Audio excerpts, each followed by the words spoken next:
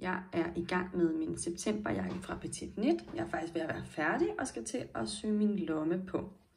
Og jeg har besluttet, hvor min lomme skal sidde. Jeg vil gerne have, at den første retmaske skal sidde her.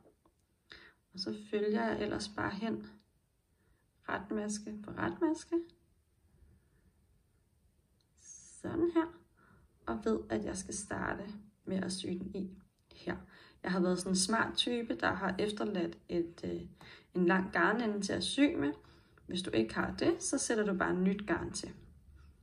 Hernede i min rib, der har jeg sat sådan en kontrasttråd i den samme række masker, så jeg er sikker på, at jeg bliver i den samme række masker, når jeg skal sy her om lidt.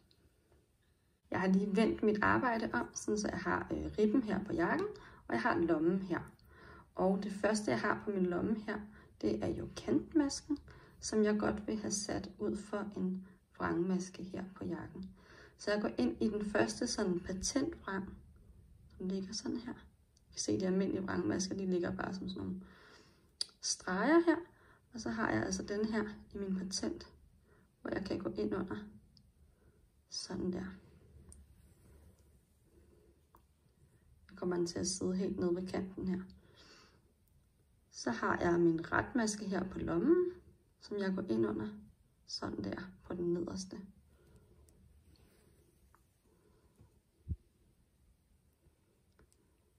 Så vil jeg gerne sy i en vrang på jakken. Og jeg går ind under her, den første patentvrang, der ligger.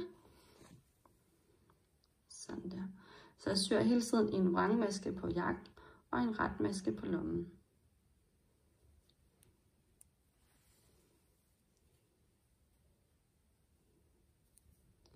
Vrang på jakke.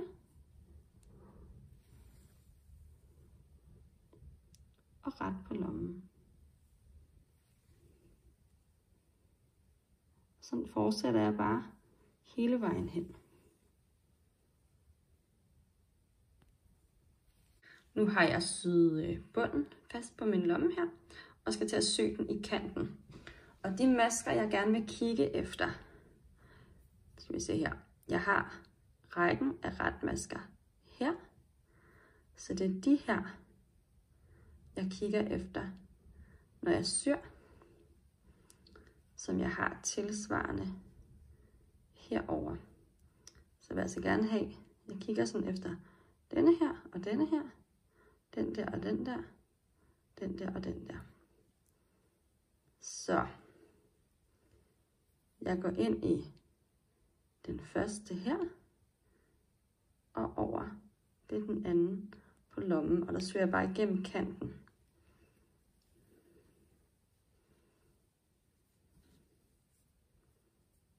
Sådan der. Så har jeg syet igennem den der. Så går jeg ind i den næste. Og jeg har den næste her på lommen her. Så jeg går ind her ved siden af.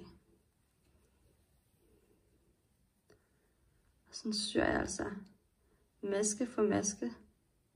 Så jeg er sikker på, at jeg ikke får sprunget nogen over. Den der. Ud for den næste herover. Sådan der.